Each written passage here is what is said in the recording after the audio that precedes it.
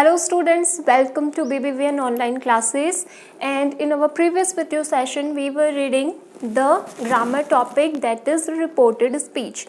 So in our previous video session we have learned that how to change the pronoun while changing the sentence from direct sentence to an indirect speech sentence. We have also learned that जो भी present के जितने भी forms हैं इन tenses वो किस में change हो जाते हैं, पास्ट में. लाइक सिंपल प्रेजेंट चेंज हो जाता है पास्ट सिंपल में, फिर प्रेजेंट कॉन्टिन्यूस चेंज हो जाता है पास्ट कॉन्टिन्यूस में, प्रेजेंट परफेक्ट चेंज होता है पास्ट परफेक्ट में, और प्रेजेंट परफेक्ट कॉन्टिन्यूस चेंज हो जाता है पास्ट परफेक्ट कॉन्टिन्यूस में. So today we will read that how to change a past sentence to the which kind of sentence. Okay, so simple past sentence जो है direct speech में अगर simple past sentence दिया गया है तो उसे हम चेंज करेंगे पास्ट परफेक्ट में. इट मीन्स वर्ब की सेकेंड फॉर्म चेंज हो जाएगी हैड और वर्ब की थर्ड फॉर्म में, और डिड नॉट चेंज हो जाएगा हैड नॉट प्लस वर्ब की थर्ड फॉर्म में. ओके, फिर आता है past continuous. Past continuous tense जो है वो चेंज हो जाएगा पास्ट परफेक्ट कॉन्टिन्यूस टेंस में. इट मीन्स वॉज वर जो है अगर आपके डायरेक्ट सेंटेंस में यूज़ हुए हैं तो जब आप उसे इनडायरेक्ट सेंटेंस में चेंज करेंगे तब आप यूज़ करेंगे हैड प्लस बीन का. वर्ब की फर्स्ट फॉर्म आईएनजी, वर्ब की फर्स्ट फॉर्म आईएनजी कॉन्टिन्यूस दोनों हैं इसीलिए सेम चलेगी. देन जितने भी मॉडल्स होते हैं जैसे कैन रहते का तो वो पास में चेंज होके कुड में हो जाएगा. ठीक है, मे जो है वो जब इनडायरेक्ट फॉर्म में लिखा जाएगा तो पास में चेंज बन के माइट में चेंज हो जाएगा. इसी तरीके से विल शैल जो है वो वुड एंड शुड में चेंज हो जाएंगे. सो जो प्रेजेंट की फॉर्म रहेगी वो अल्टीमेटली जाके पास में चेंज हो जाएगी. और पास्ट सिंपल जो है वो पास्ट परफेक्ट में, पास्ट कॉन्टिन्यूस जो है वो पास्ट परफेक्ट कॉन्टिन्यूस में, कैन कुड में, मे माइट में, मस्ट जो है वो हैड नॉट में चेंज हो जाएगा. सो इस तरीके से हम जो है टेंस चेंज करते हैं direct sentence to indirect sentence. तो फर्स्ट हमने सीखा how to change the pronouns of direct sentence into indirect sentence. Second हमने सीखा टेंसेस किस तरीके से चेंज करते हैं, और फिर बात आती है adverb of time and place. Adverb of time and place यानी कि वो वर्ड जो कि हमें टाइम और प्लेस जो है वो शो करते हैं. देखिए इसमें क्या करते हैं, जो नियरनेस होती है उसको हम डिस्टेंस में कन्वर्ट कर देते हैं. और इसके लिए सेट थिंग्स हैं कि अगर डायरेक्ट में आपके दिस वर्ड यूज़ हुआ है तो आप यूज़ करेंगे इनडायरेक्ट में उसे चेंज करके दैट का. दीज चेंज हुआ है तो वो हो जाएगा दोज में चेंज. हियर हुआ है अगर तो यहाँ पर जब हम इनडायरेक्ट में उसे चेंज करेंगे तो देयर आ जाएगा. फिर अगर टुमारो है इट मीन्स आने वाले कल की बात हो रही है, तो जब हम इसी वर्ड को चेंज करके इनडायरेक्ट सेंटेंस में लिखेंगे तो उस टाइम पे हम लिखेंगे द नेक्स्ट डे. ठीक है, और अगर हम यही चीज़ यस्टरडे लिखते हैं हमारे इनडायरेक्ट सेंटेंस में तो हम इसे लिखेंगे द प्रीवियस डे. नाउ जो है NOW नाउ वर्ड चेंज हो जाएगा देन में. इसी तरीके से हम जो हैं जो नियरनेस वाले वर्ड है इनडायरेक्ट स्पीच में जब सेंटेंस को चेंज करते हैं तो हम उसे डिस्टेंस वाइज शो करते हैं.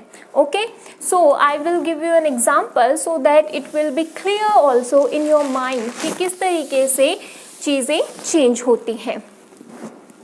लाइकवाइज हमने पढ़ा है पास्ट वाला सेंटेंस तो वही करके देख लेते हैं. He said comma inverted commas start I went to market yesterday. Okay, और inverted commas also closed. So जब मैं इस सेंटेंस को पढ़ती हूँ तो मैंने देखा कि यहाँ पर वेंट है, इट मीन्स ये सिंपल पास्ट का टेंस है, तो मुझे इसको किस में चेंज करना होगा, पास्ट परफेक्ट टेंस में। Okay, so he, when I am changing the direct sentence to indirect sentence, तो I will write he said, और that कंजक्शन में यूज़ करेंगे हम। I आया है he के लिए। ओके, यहाँ पर I वर्ड जो है एज अ प्रोनाउन, ये he को रेफर हुआ है, सो हम लिखेंगे he। वर्ब की सेकेंड फॉर्म है, चेंज हो जाएगी हैड प्लस वर्ब की थर्ड फॉर्म में, सो he had gone to market yesterday का हम चेंज करेंगे the previous day, the previous day। So when I changed the direct sentence to indirect sentence, मैंने change किए हैं कंजक्शन। अगर यहाँ पर said to होता तो हम लिखते told, बट said ही दिया हुआ है तो हम सिर्फ said ही लिखेंगे। देन मैंने प्रोनाउन चेंज किया है, टेंस चेंज किया है, और जो मेरा यहाँ पर एडवर्ब ऑफ टाइम दिया हुआ है इसे भी मैंने चेंज किया है।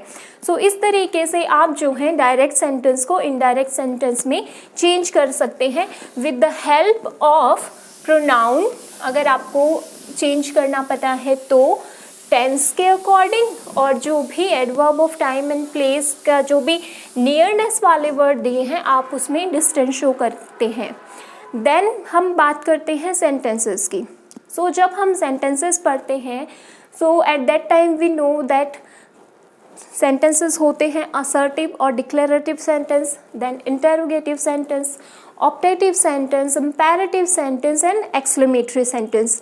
सो one by one type of sentence जितने भी हैं उनको चेंज करना सीखते हैं। फर्स्ट हम बात करते हैं असर्टिव सेंटेंस की। असर्टिव सेंटेंस डिक्लेरेटिव सेंटेंस होते हैं, एंड में फुल स्टॉप आता है तो हम इजीली उनको पहचान सकते हैं। अभी अभी जो मैंने आपके सामने एग्जाम्पल दिया था that was also assertive sentence. तो जब हम एक असर्टिव सेंटेंस को इनडायरेक्ट में चेंज करते हैं तो फर्स्ट थिंग क्या होती है, ये सैड या फिर सैड टू को हम क्या करते हैं, चेंज करते हैं।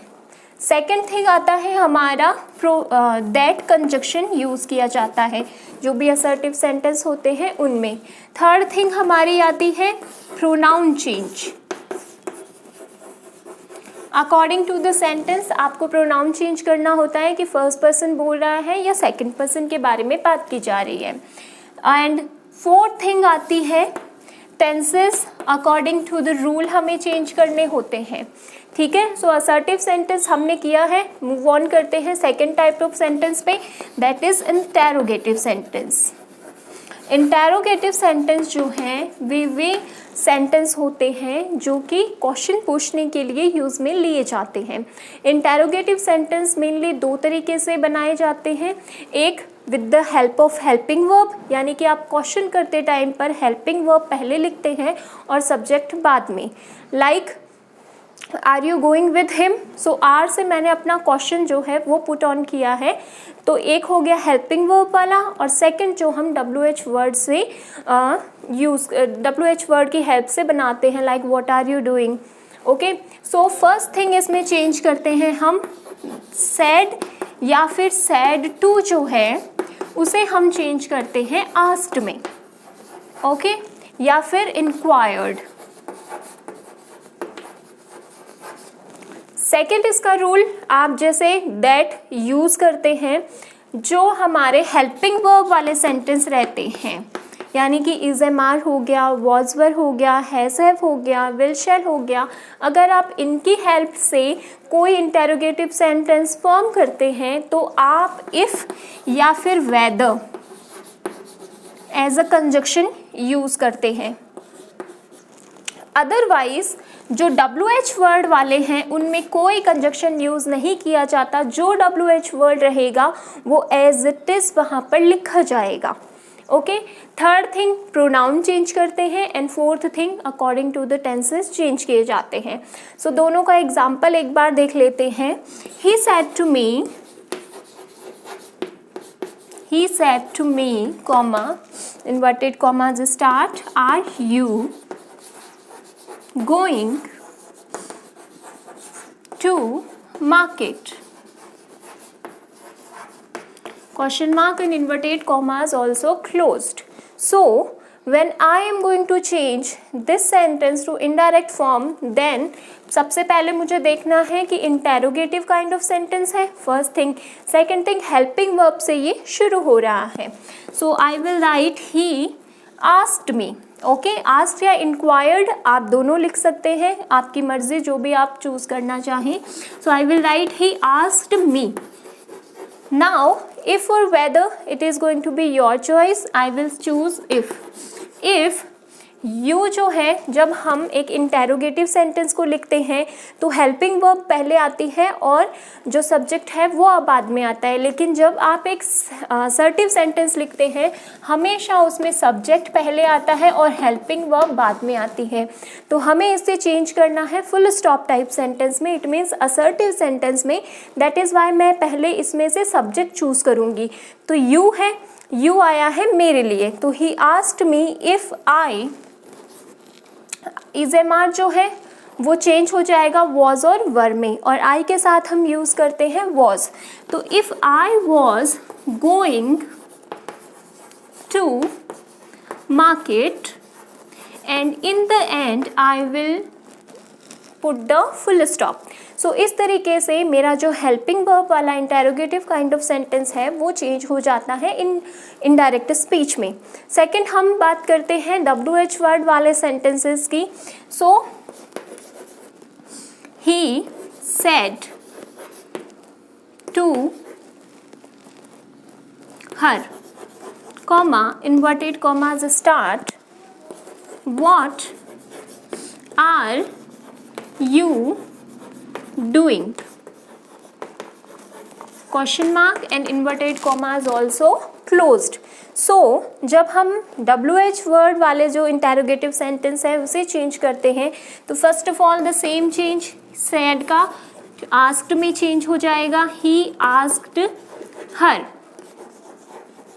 नाउ कंजक्शन जो है वो इसमें यूज नहीं होगा, हम WH word as it is यहाँ पर लिख देते हैं.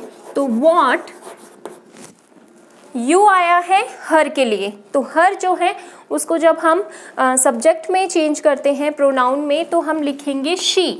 What she was doing and in the end full stop. So मेरा इंटेरोगेटिव सेंटेंस बना he asked her what she was doing. Okay, so these are the two kind of sentences that we learn to change from direct speech to indirect speech. The third type of sentence is imperative sentence. Imperative sentence जो है वो किस तरीके के sentence होते हैं जिन्हें पढ़कर हमें ये लगता है कि इसमें किसी तरीके की एडवाइस की जा रही है, कमांड दिया जा रहा है, रिक्वेस्ट की जा रही है या ऑर्डर दिया जा रहा है या फिर सो. ठीक है, तो जो भी इम्पेरेटिव सेंटेंस होते हैं उन्हें चेंज करने का क्या रूल है. तो imperative kind of sentence we will read in our learn in our next video session. Thank you.